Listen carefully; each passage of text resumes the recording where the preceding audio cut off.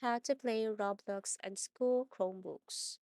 So, if you encounter some situations like you cannot play Roblox, what you're going to do is simply open a new tab and then kindly paste this URL or link.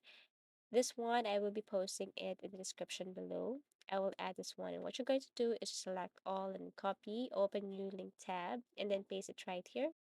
So this is what it looks like, and all you have to do is to click this go to site. Okay, and then here what you're going to do is to simply type this one, educationbluesky.com, and then click this open in a new browser. So this is what it looks like. All you have to do is to copy this one. So you have to make sure that you have disabled your VPN. Copy this and then open a new link tab and paste it right here. Okay, so here you can probably search for any games like Roblox. Okay, you just have to go to the search icon.